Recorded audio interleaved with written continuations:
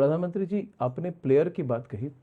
व्यक्तिगत तौर पे आप पर भी ग्लोबल फोकस बहुत बढ़ गया है और अपेक्षा भी बढ़ गई है, क्योंकि ये समांतर लोग आज कह रहे हैं कि all over the world there are very few people who can match the experience and the stature of Narendra Modi as the leader of the world's largest country, largest democracy with a lot of experience.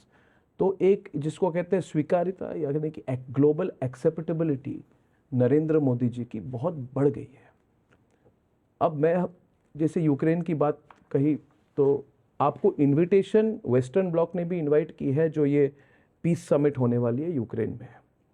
उसके बाद G7 summit पे आप जाएंगे तीसरे कार्यकाल में, और उसके बाद इमीडिएटली उसके बाद आपका एनुअल समिट रशिया के साथ भी है, जिस पर जयशंकर जी ने पिछली बार पुतिन जी को कहा कि अगली बार प्रधानमंत्री जी आएंगे, इस बार व्यस्त नहीं आ पाए। तो एक फीलिंग होती है कि मॉस्को हो या वॉशिंगटन हो या लंदन हो, Narendra Modi can play a role as a very acceptable global mediator on global conflict and issues like this between different sides.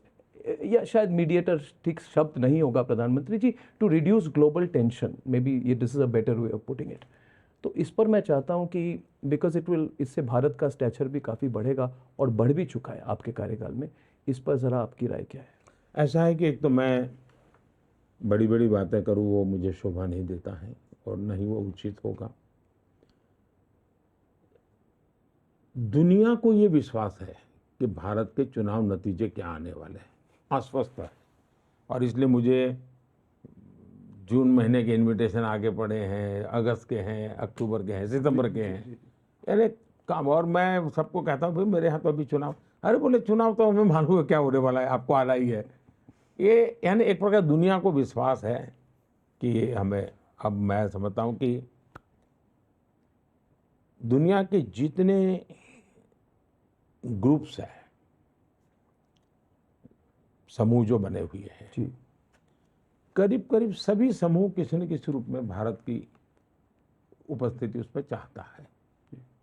चाहे G7 है तो मेंबर, नहीं तो वो चाहते हैं कि हम भविष्य में, तो एक अच्छी स्थिति भारत की, उस प्रकार से हमारा स्थान बढ़ता जा रहा है। जहां तक कॉन्फ्लिक्ट का सवाल है,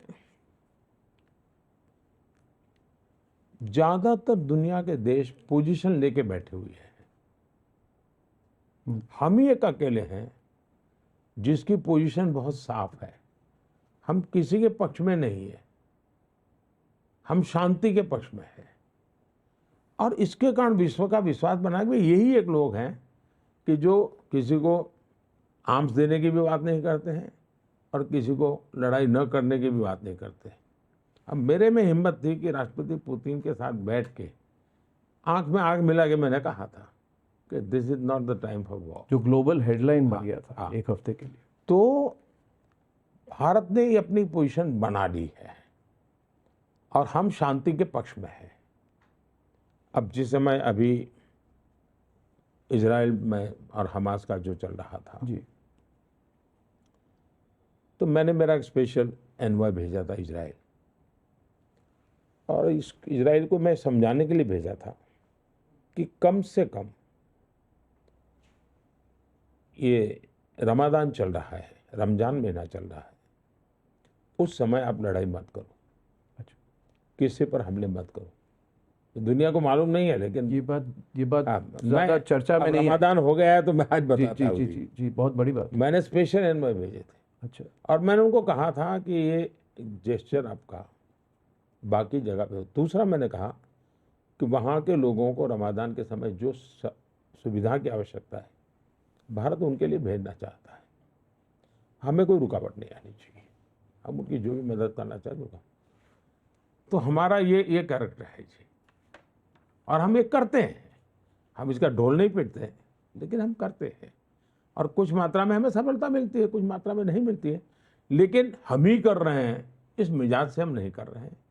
हम दुनिया से कट करके रहना नहीं चाहते, और दुनिया के सट करके रहने में देश की वैल्यूज को छोड़ने को लिए हम तैयार नहीं है। हमारा देश, हमारे मूल्य, हमारी परंपराएं, उसी को लेकर के हम दुनिया के सामने जा रहे हैं। आपने जो बात अभी कही ये बहुत बहुत इम्पोर्टेंट बात है, लोगों को पता भी नहीं है, इससे एक तरह का अलग मैसेज भी जाता है। प्रधानमंत्री जी 2014 में मुझे चिंता हो गई थी कि इस बार मुझे लगता है नरेंद्र मोदी जी मुझे इंटरव्यू नहीं देंगे। तो मैं एक व्यक्तिगत बात आपको करना चाहता हूँ। मैंने फ़ोन किया था दिल्ली के उस समय के आउटलुक के एडिटर थे विनोद मेहता।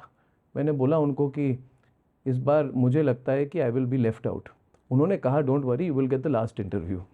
और ये कोइंसिडेंस है कि आज ठीक 10 साल हुए, 9 मई 2014 में आपने इंटरव्यू दी थी, गांधीनगर में मैं आया था, और उस इंटरव्यू की एक हेडलाइन टॉकिंग पॉइंट बनी थी।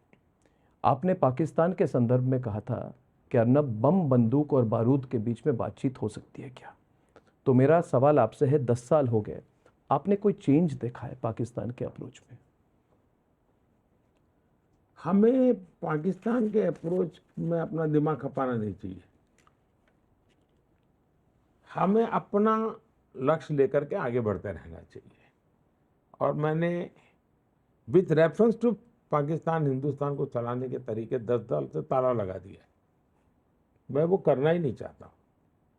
पाकिस्तान, उन्होंने अपना अलग देश 47 में ले लिया हमसे, अब वो अपना करे, भला करे, अच्छा करे, वो अपना 2 टाइम की अच्छी रोटी खा ले, बस। मुझे कोई उसमें समय गंवाने की ज़रूरत नहीं है। हम बहुत आगे निकल चुके हैं और हमने अपना विकास उनके रेफरेंस पर करना ही नहीं चाहिए। हम अपना टाइम खराब कर रहे हैं। हमें तो मुझे तो मेरे देश की नई पीढ़ी का भविष्य देखना है जी। हमें उन्हीं को लेकर के चलना चाहिए। प्रधानमंत्री जी, अंत में यही कहूँगा कि आप मास्टर कम्युनिकेटर बिल्कुल हैं, और इस इंटरव्यू के जरिए आपने फॉरेन पॉलिसी से लेके राजनीति और अपने डेवलपमेंट विजन को बहुत क्लैरिटी के साथ हमारे दर्शकों के सामने रखी है। अच्छा होता है कि इलेक्शन के टाइम पे इस तरह हमें मौका मिलता है बातचीत करने का। बहुत बहुत धन्यवाद प्रधानमंत्री चलिए, जी। मुझे मेरी बहुत शुभकामनाएं। मुझे आज जो सुना, मुझे अच्छा लगा कि आपकी इतनी रीजनल चैनल हो चुकी है और एक साथ ये सब वहाँ भी जाएगा। और मेरी तो एक बार आपके फंक्शन में आया था, मैंने कहा था कि आपने ग्लोबल बनना चाहिए। और ग्लोबल बनेंगे। मुझे पूरा विश्वास है कि क्योंकि आप पैसों के लिए काम नहीं करते, आप एक प्रोफेशन के रूप में इसको लिया है।